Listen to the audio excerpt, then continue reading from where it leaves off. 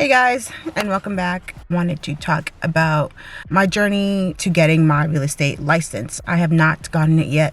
I'm still stuck in course 4, but my exam is on the 17th of March.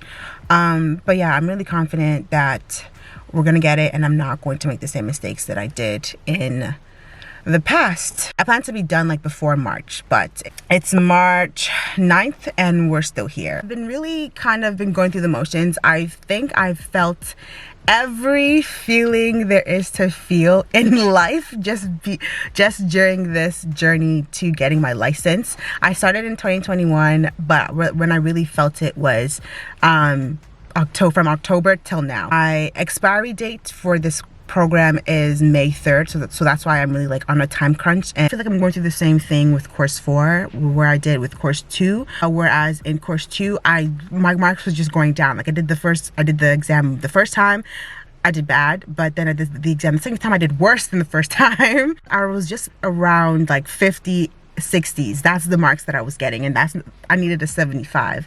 So I went from getting 50s and 60s to getting an 80 the fourth time of doing it.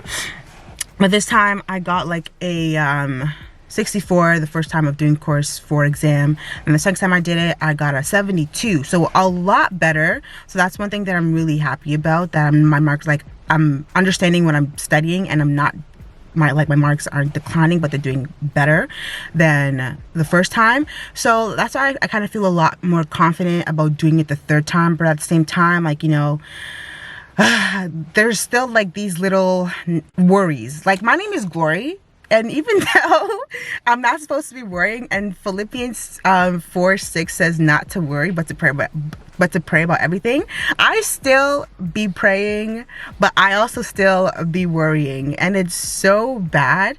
And like, I can't even help it. Like, it's just part, I don't even know if it's right for me to say that it's part of who I am, but it just is. But I also feel like I've been worrying less. Like, even though I'm worrying, I know something good is gonna come out of it, and I know that, you know, God is just letting all these things happen just so that people can see the power of God in the end. I was on Instagram for a little bit, and I was listening to this video from this account called Unassociated, and he was talking about God understands what you're going through. And even though I kind of already knew that God understands what I'm going through, in course 4, after failing it the second time, I'm like, God, like, why is this happening to me? And like, for a second, I'm like, do you even know what I'm going through? a second. I asked myself that. I'm like, God, like, do you know what is happening right now?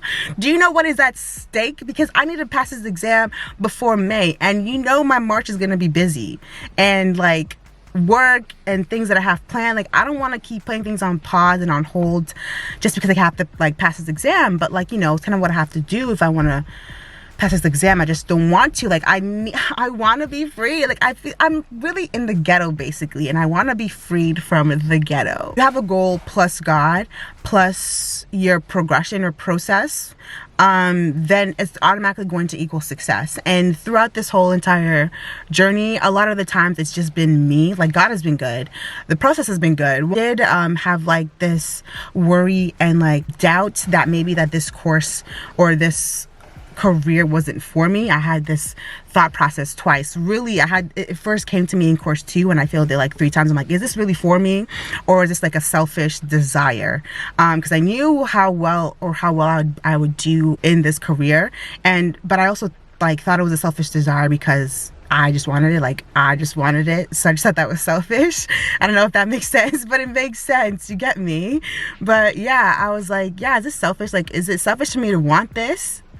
If it is, like, just let me know, God. It wasn't really selfish because after a few like church services at Ignites, it was already like confirmation that, yeah, this is what needs to continue and I need to finish, and it's going to not just benefit me but benefit others and encourage other people in the long run. And there's so many good things that are going to come out of me getting my license and also practicing in this field. So I forgot where I was going with that, but let me just go back to the video that I watched. But yeah, he was talking about trusting God and that knowing that he understands what you're going through. So they talked about Mark 4 verse 30 35 to 41, where it talks about God calming the storm. And so I read that for myself this morning. I read the entire chapter, but then I focused more on 35 to 41. Just to kind of see what the person was talking about in the video. And it did make sense. So if you don't know the story, it's just the story about when God tells the disciples for them to get on the boat to go to the other side. And when they get on the boat, God immediately, I don't know if it was immediately, but when I read it, the first verse is like, yeah, let's get on the boat to get to the other side. But then the second verse is like, God went to sleep on a cushion. So obviously I'm going to think he immediately went to sleep. Like, he already knew it was going to happen, but he still went to sleep. So it was funny to like even think like God is telling them, yeah, because God knows what's going to happen. God knows what's going to happen before it even happens. So he knew the storm was going to come. He knew the disciples were going to react the way that they did, but he still went to sleep. So to me, I feel like he was testing them in a way, because even though he knew they were going to react the way that they reacted, he still kind of wanted to see what they were going to do. And he used that as a lesson, because God went to sleep, the storm came, winds blew, everything was, yeah.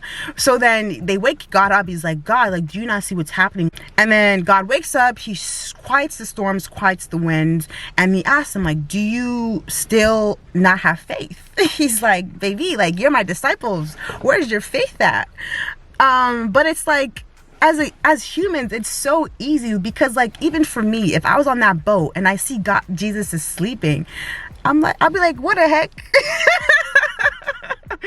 Like, what's happening? Like, you're supposed, like, this is what you wanted to happen. Just trying to say that, like, he knew the storm was going to happen. He knew that they were going to react like that, but he still went to sleep because he was trying to see if their faith was still there. It was basically a lesson to them and to us that, like, we need to trust God and to know that he understands and he knows what we're going through, but he just wants us to trust him and wait, to trust him in the process, even though it looks like he does not understand because he went to sleep. So sometimes you think God goes to sleep and he's not listening, but baby, he knows he's listening. So that's what, like, I've learned through that story, and also I applied it in my life, as in like my real estate journey and getting my license. Like, God knows what I'm going through, even though like there are so many hurdles and so many setbacks that are happening right now, and I can't see the finish line. I'm seeing like the visions. I'm seeing like good things are going to come out of this, and that I'm going to understand